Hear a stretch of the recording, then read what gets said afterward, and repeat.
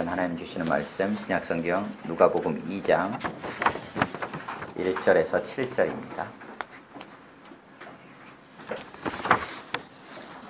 누가복음 2장 1절에서 7절입니다. 지난주에는 1장 후반부 말씀을 통해서 하나님께서 우리 가운데 긍휼을 베푸셔서 언약을 기억하시고 은혜의 때를 허락하셨다. 그것을 요한의 이름을 짓는 과정을 통해서 우리 가운데 실제적으로 보여주셨고 은혜의 때를 선포했던 장면들을 보았습니다. 그래서 사가랴가 성령의 충만함을 받아 구원의 뿔을 일으키신 돋는 해가 우리 가운데 비치게 하신 그 하나님을 찬송하고 우리 가운데 주님이 하실 사역들을 예언했던 내용들을 우리가 지난주에 들었습니다. 오늘은 이어서 이제 그때 그 시점에 또 가이사 아구스도, 그러니까 로마의 황제입니다. 로마의 초대 황제 아구스도가 아우구스투스 이렇게 일반적으로 얘기하고요. 실제 이름은 옥타비아누스예요. 그래서 가이사 아구스도가 천하로 당시 로마 제국 전체에 호적령을 내리게 됩니다. 그러니까 호적을 해라 라고 영을 내리게 되고, 그에 따라서 수리아의 총독이었던 구레뇨가 이제 호적을 실제로 시행하게 됩니다. 집행을 하게 되죠. 그래서 모든 사람들이 다 각각 자기 고향으로 가게 됩니다. 그리고 요셉도 다윗의 집 족속이기에 유대를 향해서 베들레헴이라고 하는 다윗의 동네로 그 약혼한 마리아와 함께 호적을 하기 위해서 떠나는 장면이 오늘 본문입니다. 그리고 마리아가 잉태한 상태였기 때문에 그 베들레헴에 이르러서 해산할 기한이 차니까 그곳에서 첫 아들을 낳고 강보에 싸서 구유에 뉘었다라는 내용이 오늘 본문의 내용입니다. 네, 함께 읽겠습니다. 2장 1절에서 7절입니다. 시작. 그때 가이사 아구스도가 영을 내려 천하로 다 호적하라 하였으니 이 호적은 구레뇨가 수리아 총독이 되었을 때 처음 한 것이라. 모든 사람이 호적하러 각각 고향으로 돌아가매 요셉도 다윗의 집 족속이므로 갈릴리 나사렛 동네에서 유대를 향하여 베들레헴이라 하는 다윗의 동네로 그 약혼한 마리아와 함께 호적하러 올라가니 마리아가 이미 잉태하였더라. 거기 있을 그때에 해산할 날이 차서 첫 아들을 낳아 강보로 싸서 구유에 뉘었으니 이는 여관에 있을 곳이 없음이로라. 아멘. 예, 본문 말씀을 한 3, 4분 정도 각자가 묵상하는 시간 가지겠습니다.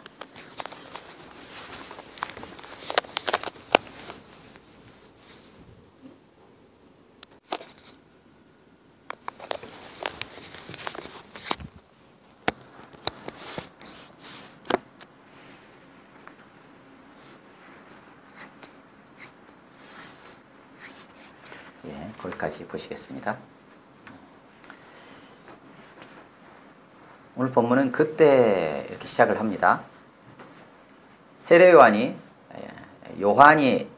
출생하고 사가랴가 성령이 충만하여서 하나님을 찬송한 이유고, 그 시점이 이제 좀 지났습니다. 그래서 예수님하고 요한하고의 그 차이는 한 6개월 정도 보통 이렇게 보죠. 우리가 1장 본문에서 살펴본 바에 의하면. 그래서 그때쯤에 어떤 일이 있었냐면 일반 세계사에서 로마의 황제였던 이 아구스도가 호적을 명령하게 됩니다. 그래서 뭐 일반적으로는 이렇게 호적, 쉽게 표현하면 인구조사예요. 몇 명이나 되는가, 가족관계들을 다 확인하는 거죠. 세금을 많이 걷기 위함이고, 세금을 정확하게 걷기 위함이고, 또 자기의 세들을 정확하게 확인하기 위함이다. 뭐 그냥 일반적으로 그 정도로 이해를 합니다. 그래서 호적을 명령을 하는데, 호적을 하려면 뿌리를 알아야 되니까 자기의 고향으로 다 돌아가야 했어요. 그래서 고향으로 사람들이 다 돌아가는 상황이 펼쳐졌다 하는 내용들이 이제 앞부분에 기록이 되어 있습니다. 그래서 1절에서 5절까지는 크게 호적령에 따라서 요셉이 잉태한 마리아와 함께 고향으로 이동하는 장면이에요. 그 안에 1절에서 3절은 모든 사람들이 이동을 하고 호정령이 내려져서 4절, 5절에서 요셉도 이동했다는 내용이에요. 그리고 6절에서 7절은 또 다른 하나의 사건을 기록하고 있는데 그것은 뭐냐면 마리아가 첫 아들을 낳았다 하는 사건이에요. 그래서 이 두 가지 사건이 하나의 흐름 안에서 진행이 돼요. 그러니까 호정령에 따라서 마리아가 첫 아들을 낳는 상황에서 크게 하나의 문맥으로 우리가 이해할 수 있습니다. 로마가 당시 헬라를 이어서 제국을 형성을 하고 로마의 초대 황제로 누가 등극을 하게 되냐면 아구스도 본문의 아구스도라고 칭해지는 자가 등장을 하게 됩니다. 그는 누구냐 하면 옥타비아누스예요. 옥타비아누스는 율리우스 카이사르라는 사람의 양자였어요. 우리가 그냥 일반적으로 영어로는 이렇게 줄리어스 시저 이렇게 표현을 이렇게 부르기도 합니다. 그러니까 시저라고 하는 사람, 가이사 이렇게 표현도 하고요. 카이사르라고 말하기도 합니다. 그래서 줄리어스 시저의 양자인 양아들인 옥타비아누스가 당시 로마 제국의 첫 번째 초대 황제가 됩니다. 그래서 이 옥타비아누스 당시 로마 황제의 칭호가 뭐였냐면 이 줄리어스 시저의 시저를 따서 시저라고 했어요. 그것을 이제 우리가 이제 이 발음을 이제 이렇게 하죠. 영어 말고 이때 당시 표현을 한다면 그냥 가이사 이렇게 하는 거예요. 그러니까 가이사는 로마 황제의 칭호예요. 로마 황제를 뜻하는 거고 아구스도는 뭐냐면 아우구스투스인데 우리 번역에서는 아구스도 이렇게 표현하고 있어요. 아구스도는 옥타비아누스 로마 황제 로마 초대 황제 옥타비아누스에 대한 칭호 이렇게 이해하시면 돼요. 그러니까 가이사 로마 황제다. 아구스도 옥타비아누스다. 이렇게 이해를 하시면 됩니다. 그래서 로마의 제1대 초대 황제인 이 아구스도가 자기의 세를 확인하고 로마 제국 전체를 조직적으로 딱 묶기 위해서 또한 세금도 정확하게 확보하기 위해서 호족 인구조사를 하고 출신들을 정확하게 구분하기 위해서 각 고향으로 내보내게 됩니다. 그러한 시대적인 당시의 사건이 있었다는 거예요. 그때 수리아의 총독이었던 이 구레뇨가 이 호적을 시행을 합니다. 시행을 해요. 그래서 시행을 하는 가운데 사람들이 다 고향으로 돌아가죠. 우리 명절이 되면 고향으로 가듯이 이때 요셉도 고향으로 가게 됩니다. 그런데 요셉에 대해서 4절에서는 다윗의 집 속속이다. 그러니까 다윗 집안 사람이다. 라는 걸 소개하고 이들이 현재 갈릴리 나사렛이라는 동네에 살고 있다. 그리고 거기를 떠나서 다윗 동네로 이동을 하고 있다. 라는 것을 설명해 줍니다. 그런데 다윗 동네 중에서도 어디냐? 정확히 베들레헴이다. 라고 말해주고 그때 동행한 자가 누구냐? 약혼한 마리아다. 라는 얘기를 해줍니다. 그리고 해산할 때가 차서 마리아가 첫 아들을 낳았다. 라는 얘기가 본문의 내용입니다. 다른 복음서에는 오늘 본문 내용이 없습니다. 그러니까 1절에서 3절까지 상황이 없어요. 그러니까 로마의 초대 황제 아구스도가 뭐 호적을 하라고 명령을 내렸다. 뭐 그래가지고 뭐 이동하다. 뭐 요런 이 당시의 시대 상황들을 정확하게 묘사한 복음서가 없습니다. 그런데 누가복음에서는 이것을 기록하고 있어요. 오늘 본문에는 두 가지 대비되는 시대적 상황 혹은 상황적 배경이 설명이 되어 있어요. 하나는 당시 천하를 호령했던 로마 제국 초대 황제였던 가이사 아구스도의 명령이 떨어졌다는 거예요. 누구도 그것을 거부할 수 없고 그것에 대해서 반기를 들 수 없는 강력한 명령이 가이사 당시 로마 황제에 의해서 로마 제국 전체에 내려졌다라는 얘기를 1절을 하고 있어요.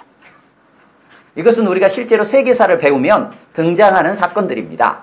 등장하는 인물들이에요. 당시 상황은 어떠했느냐? 어떤 한 개인이 무언가를 움직일 수 없게끔 로마 제국 전체, 당시의 세계의 중심이라고 할 수 있는 로마 제국 전체에 황제의 명령이 떨어졌다라는 걸로 시작을 하고 있어요. 그 가운데 모든 사람이 다 움직일 수밖에 없었다. 거기에 요셉도 함께했다. 그런데 그때 어떤 일이 일어났느냐? 한 마구간의 구유에 아이가 태어나 눕혔다. 라는 내용이에요. 한쪽은 천하를 호령하는 황제의 명령이 떨어진 것이고, 한쪽에서는 너무나 초라해 보이는 어디 쉴 곳도 없어가지고 마구간의 한 구유에 아이를 눕히는 상황이 본문을 통해서 대비되며 극적인 대조를 이루고 있어요. 왜 이렇게 표현하고 있을까? 마태복음 같으면 당시 유대의 상황만을 표현을 하는 뿐인데, 헤로드 왕이 등장할 뿐인데, 누가복음에서 이것을 당시 세계 전체를 대변하는 로마 제국의 황제의 명령이라는 것을, 황제의 이름까지 언급하면서 기록하고 있다는 거예요. 왜 그럴까?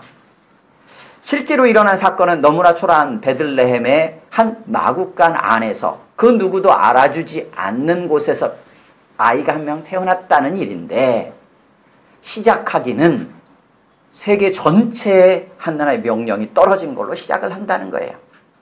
왜 그럴까라는 거예요. 우리가 한번 생각해 볼 필요가 있어요. 왜냐하면 본문을 읽으면서 예수님 베들레헴에서 태어나셨지. 맞는 얘기예요? 마리아에게서 태어났지. 라고만 우리가 이 본문을 읽으면서 그냥 넘어가면, 마태복음에서 기록된 마리아가 베들레헴에서 아기 예수를 낳았다라는 것, 마가복음에서는 그 부분들 다 생략했지만 그 부분하고 누가복음하고 다를 게 없어요. 그러면 굳이 여기서 이것을 이렇게 길게 장황하게 배경 설명을 할 필요가 없는 거예요.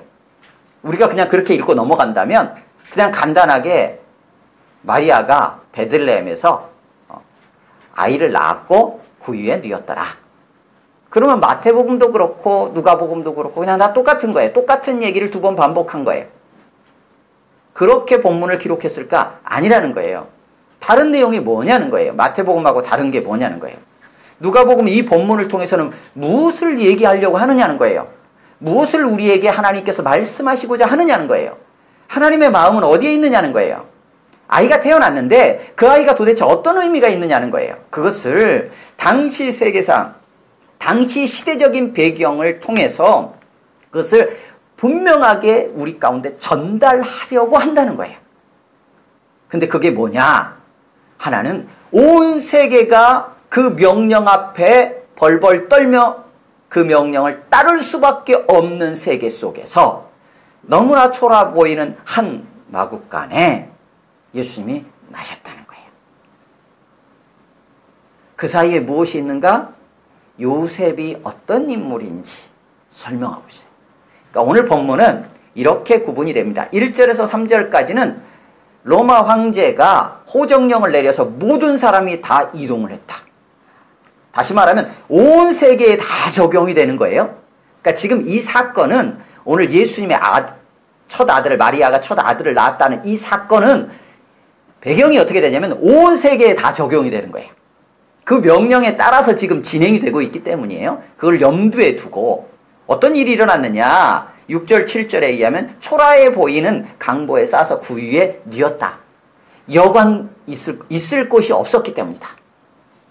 그러니까 쉴 곳이 없어가지고 호적하러 사람들이 막 베들레헴에 몰려드니까 숙박할 곳이 부족한 거예요. 그래서 공간이 없으니까 찾다가 안 되니까 마구간이라도 빌려주십시오. 지금 아내가 지금 출산을 할 시점입니다. 라고 해서 겨우 얻어낸 공간이 마구간이었어요. 사람들이 그만큼 많이 몰려들었지만 너무나 초라해 보는 그 상황. 거기에서 예수님이 태어났다는 거예요. 그럼 이 시대적인 배경, 현재 이들의 요셉과 마리아의 이 상황 사이에 뭐가 있냐는 거예요. 그 사이에 4절, 5절이 있어요. 4절, 5절. 1, 3절과 6, 7절 사이에 4, 5절이 있어요. 4, 5절의 내용은 무엇인가요? 4절에서 이렇게 설명합니다. 요셉이 어디서 어디로 이동했다라는 걸 설명하잖아요. 설명하면서 반복적으로 강조하고 있는 게 뭔가를 우리가 살필 필요가 있어요. 요셉이 누구 집 족속이라고요?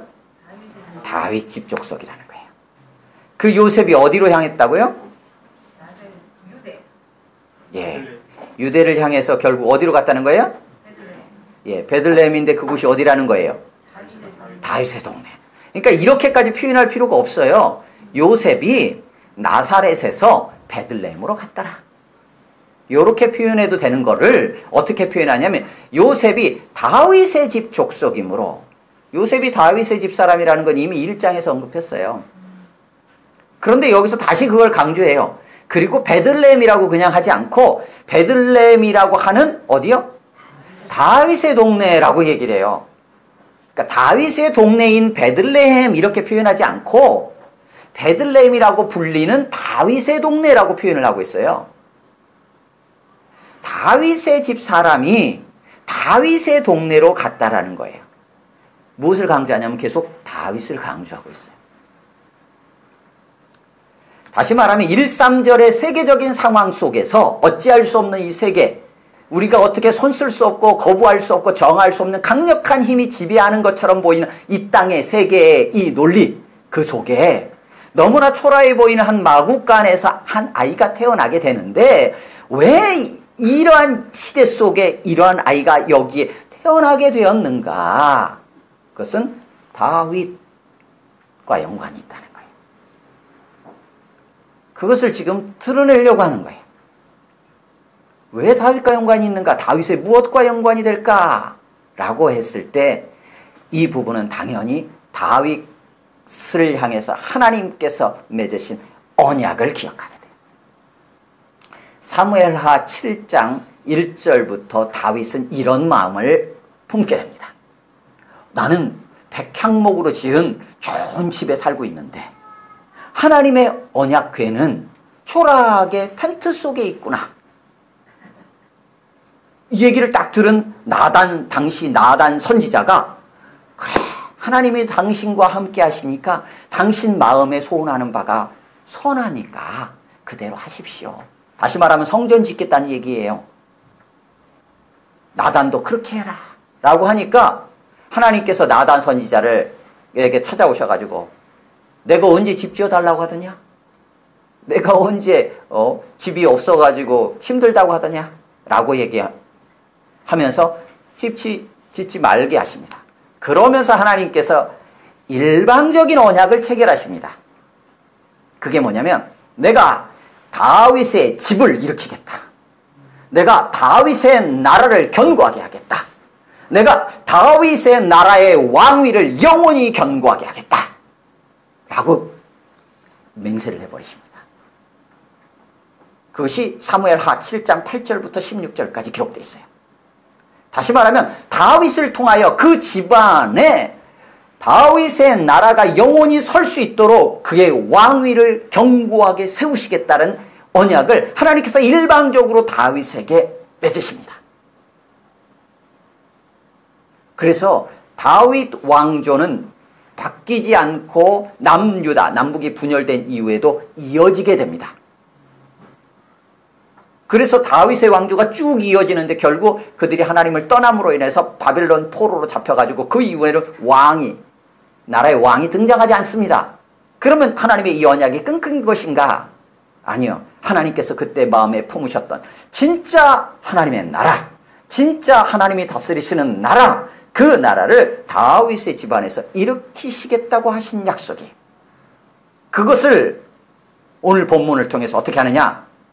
성취되고 있다라는 것을 보여주는 거예요.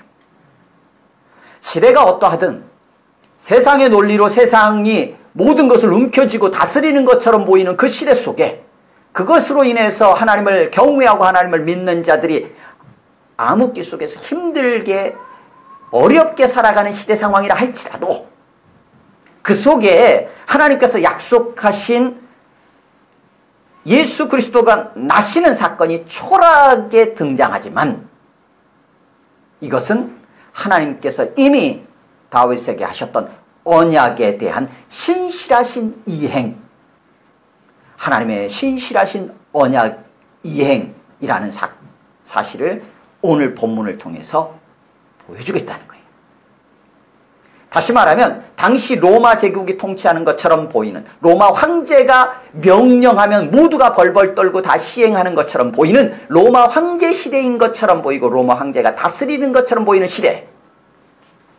초라해 보이는 한 마구간에서 구유에 누인 아기 예수의 나심은 영원히 하나님께서 다윗 집안을 통해서 이 온 땅을 다스리겠다 하신 약속의 성취로 이어져 가고 있다라는 것을 오늘 본문의 흐름을 통해서 우리에게 보여주고자 한다는 거예요.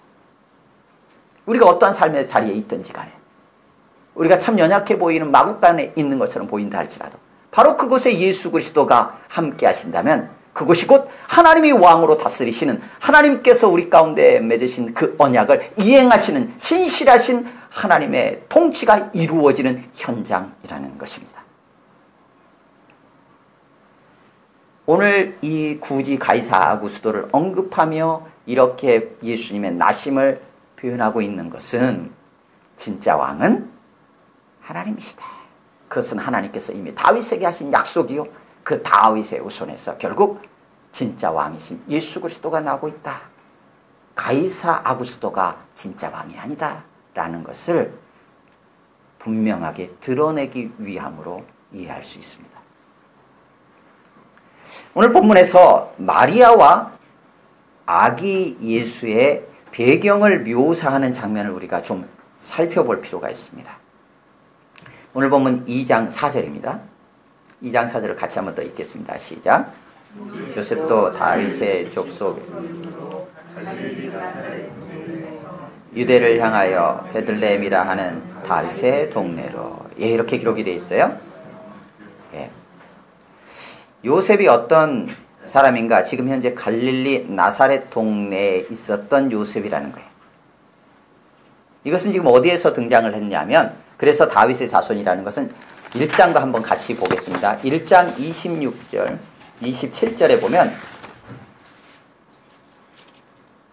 엘리사벳이 요한을 잉태하고 나서 6째 딸이 되었을 때 천사 가브리엘이 하나님의 보내심을 받아 어디로요? 갈릴리 나사렛이란 동네로 갔다는 거예요. 거기에 누구를 만나게 됩니까? 예, 다윗의 자손 요셉을 찾아가 만났다는 거예요. 아니, 다윗의 자손 요셉이라는 사람과 약혼한 처녀를 만나게 됐다는 거예요. 마리아를 만나게 됐죠. 근데 마리아에 대한 소개를 다윗의 자손 요셉하고 연결시켰죠. 1장 26절, 27절에 등장했던 두 가지, 하나는 지명, 하나는 인물이 있습니다. 그 지명은 갈릴리 나사렛이요, 인물은 다윗의 자손 요셉이었어요. 그것을 오늘 본문 2장 4절에서 다시금 언급하고 있어요. 그 요셉은 다윗의 집 족속이다. 갈릴리 나사렛이란 동네에서 지금 움직이고 있다는 것을 다시 표현해주고 있어요. 왜 그럴까요? 우리는 오늘 본문을 읽으면 당연히 요셉은 다윗의 자손이고 당연히 갈릴리 나사렛에 살고 있고, 그러니까 당연히 마리아하고 함께 움직였고, 마리아가 잉태했으면 당연히 아기 예수일 것이고, 첫 아들을 낳았으니까 당연히 예수고, 그냥 당연히로 이해를 하는데, 누가복음을 통해서 하나님은 이 누가복음을 통해서 뭐를 계속 말씀하시냐면 사실이다. 신화가 아니다. 꾸며낸 얘기가 아니다. 실제 있었던 일이다. 팩트다. 라는 것을 계속 얘기해요. 어떻게 해요? 이런 것을 통해서, 이런 장치를 통해서. 문학적인 어떤 장치를 통해서 그걸 계속 말하는 거예요. 1장 26절, 27절에서 갈릴리 나사렛 동네라고 얘기했는데 바로 2장 4절 갈릴리 나사렛 동네다. 1장 27절에서 다윗의 자손 요셉이라고 했는데 바로 그 다윗의 자손 요셉이다. 2장 4절에. 똑같은 장소에서 똑같은 사람이다라는 걸 얘기하는 거예요. 이거를 계속 연결을 시켜주는 거예요. 우리는 당연하게 여기는 거를 어떻게 하냐면 계속 연결을 시켜줘요. 또 다른 구절이 있습니다. 2장 5절입니다.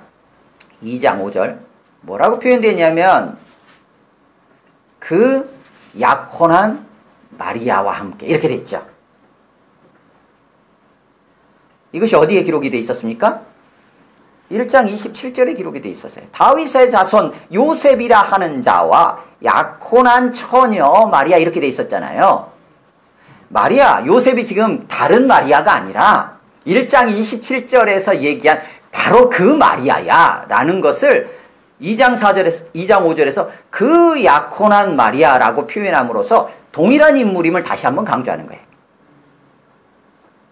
이게 어떤 이들에게는 당연히 이게 믿어지고 받아들여지는 이들에게는 똑같은 얘기를 계속 반복하는 것처럼 여겨질 수 있지만 진짜 있었던 일이야? 진짜 그 사람이 그 사람이야?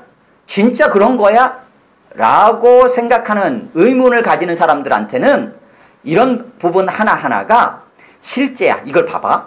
갈릴리 나사렛 동네야. 다윗의 자손 요셉이야. 근데 마리아는 누구냐면 그와 약혼했던 마리아야. 1장 26, 27절에 또 얘기했던 사람이 2장 4절, 5절 바로 그 사람들이야. 지금 우리가 지금 얘기하고 있는 거 아들을 누가 낳았냐면 1장 26절, 27절에서 하나님께서 천사 가브리엘을 보내서 그에게 예고해 주셨던 바로 그들이 아들을 낳은 거야 라는 것을 굳이 지명과 인명과 소개하는 내용들을 반복하면서 보여주고 있다는 거예요.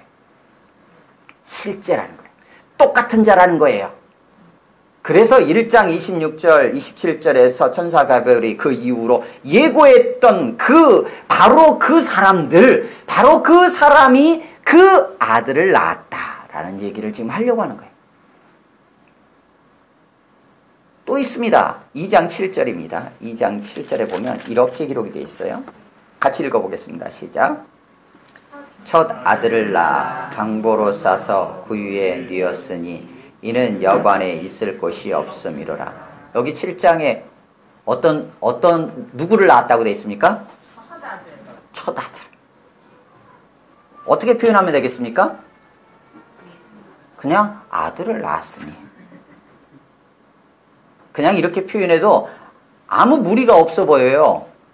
마태복음에서는 뭐 첫 아들을 낳았다 이렇게 표현 안 해요. 아들을 낳았다 이렇게 그냥 표현되어 있어요. 근데 여기서는 굳이 첫 아들을 낳았다 이렇게 표현하고 있어요. 왜 첫 아들이라고 표현했을까? 예, 이것도 1장 31절과 연결이 돼요. 1장 31절을 한번 보겠습니다. 1장 31절에 뭐라고 기록이 되어 있습니까? 같이 읽겠습니다. 시작. 네가 잉태하여 아들을 낳으리니 그 이름을 예수라 하라. 보라, 네가 잉태하여 할 때 너는 누구였죠? 예, 마리아예요. 그 마리아는 어떤 여인입니까? 예, 1장 27절에 얘기하면 요셉이라는 사람과 약혼한 처녀예요. 그러면 요셉하고 약혼한 처녀가 아들을 잉태하여 낳게 된다. 그 아들이 바로 오늘 2장 6절 7절에 태어난 아들이다 라는 얘기를 하려고 하는 거예요. 그걸 위해서 뭐라고 얘기했냐면 마리아가 낳은 첫 아들이라고 표현하는 거예요. 약혼한 처녀가 잉태하여 아들을 낳으리라고 1장에서 예고했는데 그것을 2장에서는 뭐라고 표현하냐면 첫 아들이라는 표현을 통해서 바로 그 아들이라는 걸 연결시키고 있는 거예요. 그러니까 계속적으로 얘기하려고 하는 것은 1장에서 예고한 바로 그 사람에게 바로 그대로 아들이 태어났다라는 것을 2장에서 계속적으로 그 사실 확인, 바로 동일한 사람이라는 것을 계속 얘기하고 있는 거예요. 왜 이렇게까지 수고할까요? 이건 굉장히 수고하는 거예요. 그냥 간단하게 쓰면 될 텐데 수고한 거예요. 왜요? 1장 1절에서 4절의 목적 때문에 그런 거예요.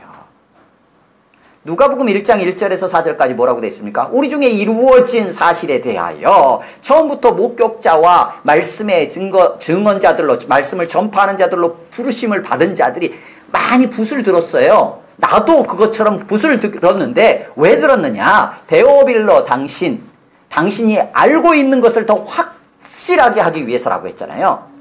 그러니까 뭐라는 거예요? 사실이야. 지금 내가 얘기하려고 하는 것, 네가 지금 들었던 복음, 그것은 진짜 그대로 일어난 일이야.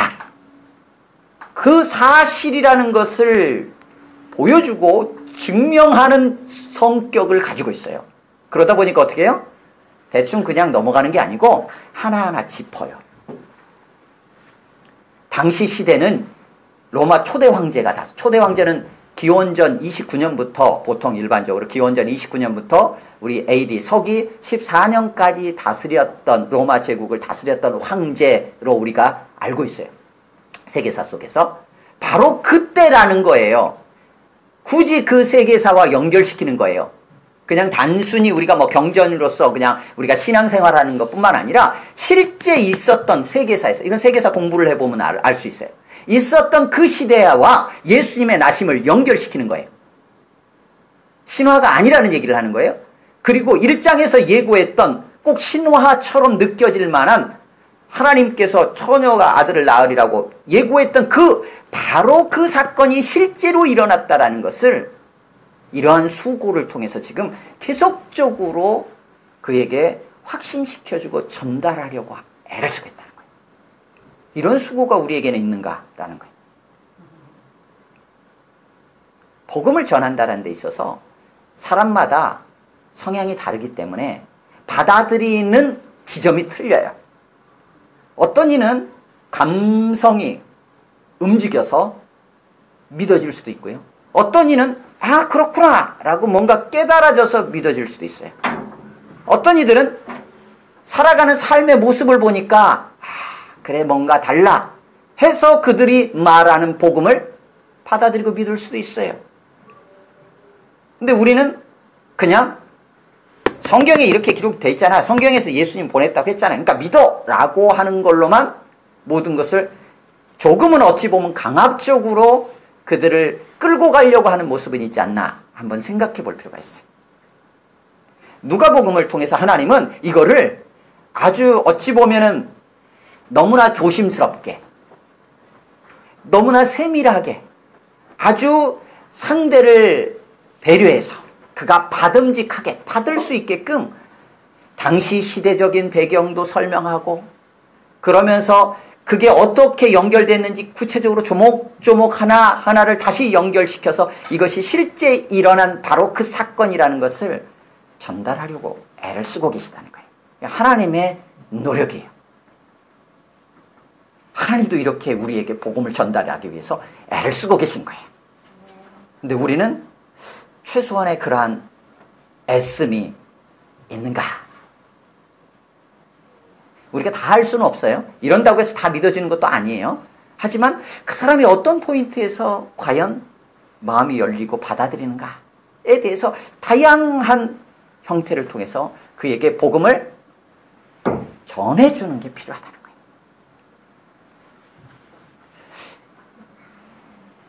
가이사 아구스도 때 이렇게 이 일들이 일어나게 됐는데 그런 천하를 호령하는 황제가 다스리던 때 마국간의 한 구유 속에 예수님이 계시다는 거예요. 이것은 1장에서 이미 마리아도 노래했죠. 이 비천한 여종, 비천한 자를 높이시는 하나님, 가난한 자를 부욕케 하시는 하나님, 고백했던 그 고백이 오늘 실제로 그 아기 예수를 낳는 사건을 통해서 그냥 바로 드러나요.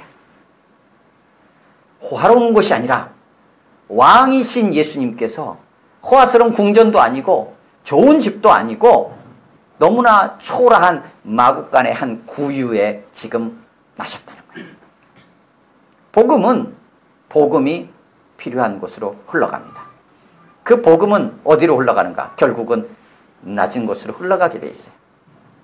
그곳으로 주님은 찾아오신 거예요. 주님은 교만한 자들에게 찾아가시는 게 아니라 겸손한 자들에게, 스스로 높다 하는 자들에게 찾아가시는 게 아니라 비천하다 여기는 자들에게 찾아가시는 거예요. 물론 주님은 온 세계 위에 다 찾아오셨지만 바꾸어서 말하면 받아들이는 자들이, 그러한 자들이 복음을 받아들인다는 거예요.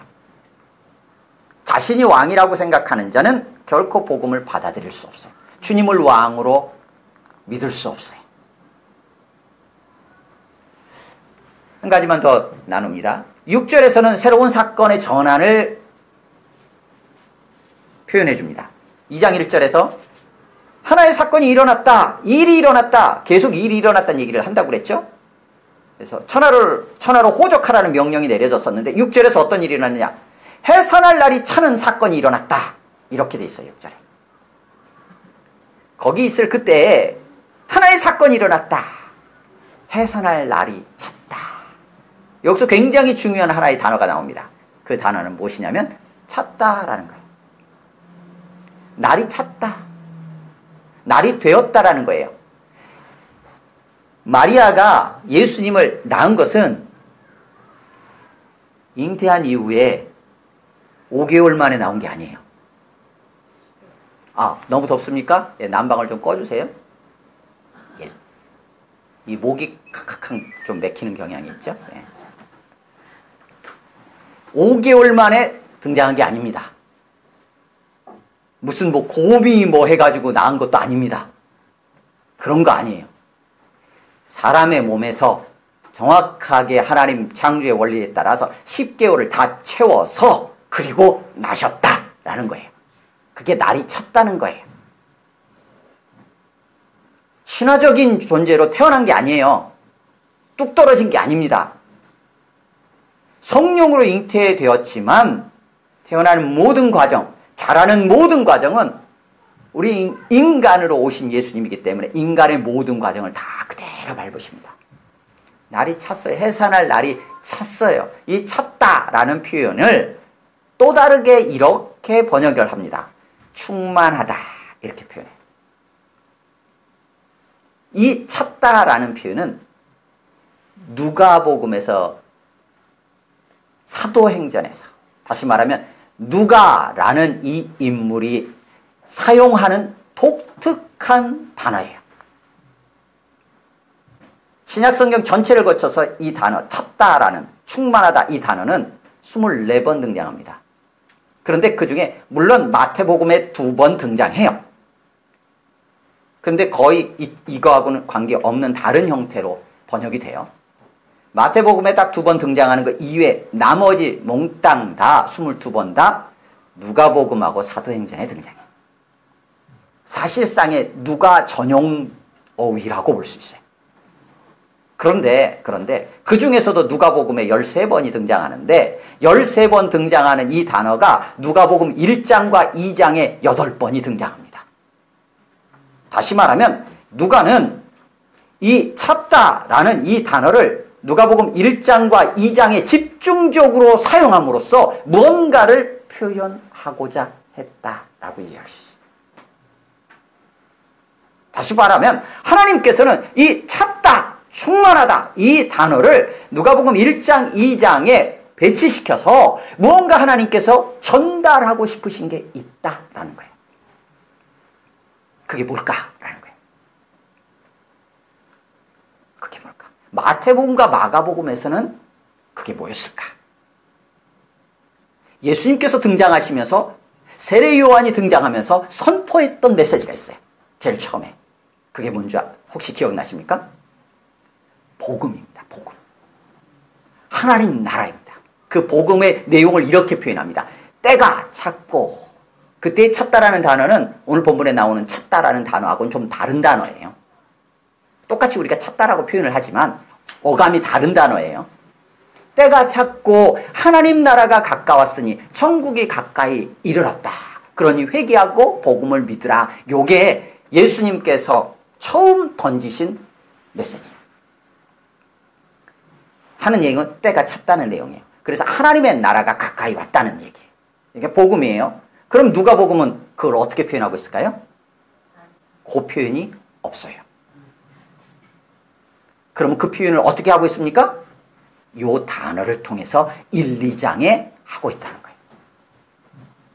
그래서 1, 2장에 요 단어가 계속적으로 반복됩니다. 언제 처음 등장하냐면 사가랴가 제사장의 직무를 다하고 성전에서 나왔을 때 그 직무의 날이 다하매.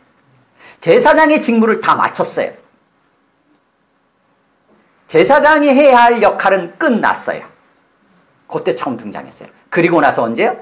요한이 태어날 때 해산할 날이 차서 엘리사벳. 또 언제요?